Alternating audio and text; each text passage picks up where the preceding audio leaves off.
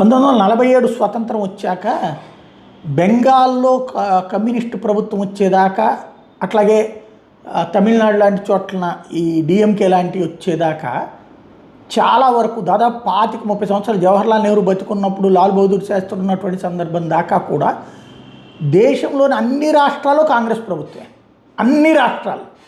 ఆ తర్వాత కాలంలో 1 by 1 తగ్గుతూ వచ్చింది. ఇందిరాగాంధీ అప్పుడు బిగిన్ అయినటువంటి పతనం, ఆ తర్వాత వివిధ రాష్ట్రాల్లో అంటే రాష్ట్రపతి పాలనలు పెట్టడం, దాని మీద విరక్తి చెంది లోకల్గా ప్రాంతీయ పార్టీలు పుట్టుకురావడం, ఇట్లాంటి అప్పటి నుంచినే బిగినాయి. ఇందిరమ్మ అహంకారం, సంజీవ్ గాంధీ చేసిన దుర్మార్గాల ఫలితంగా వివిధ రాష్ట్రాల్లో కాంగ్రెస్ ప్రభుత్వాలు పోయి వేరే ప్రభుత్వాలు రావడం బిగినాయి.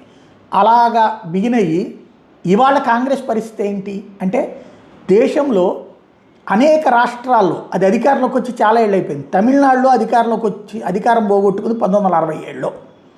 అంటే ఇందిరాగాంధీ మంత్రిగా ఉన్నటువంటి సందర్భంలో 58 సంవత్సరాలు తమిళనాడులో దానికి మంత్రి పదవి, ముఖ్యమంత్రి సీనే లేదు. ఉత్తరప్రదేశ్లో 37 సంవత్సరాల నుంచి 89 నుంచి కాంగ్రెస్కి సీన్ లేకుండా పోయింది.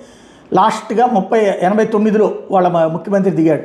బీహార్లో 36 సంవత్సరాలు, గుజరాత్లో 30 ఏళ్ళు అయింది కాంగ్రెస్ ముఖ్యమంత్రి పదవి పోగొట్టుకుని, మహారాష్ట్రలో 12 సంవత్సరాలు అయింది, ఒరిస్సాలో 26 సంవత్సరాలు అయింది, బెంగాల్లో 49 సంవత్సరాలు, అంటే 1977 నుంచి మళ్ళీ కాంగ్రెస్ పార్టీకి సీన్ లేదు అక్కడ. త్రిపురలో 33 సంవత్సరాల నుంచి కాంగ్రెస్ అధికారానికి అందుకోలేకపోతుంది.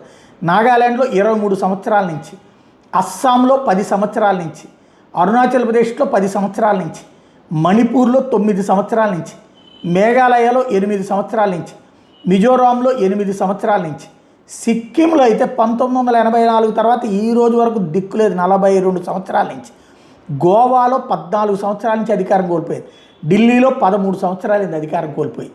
ఇది ముందు ఆయా రాష్ట్రాల్లో అధికారం అందుకుంటే కదా దేశంలో ప్రభుత్వం ఏర్పాటు చేయడం, అది ప్లాన్ చేసుకోవాలి.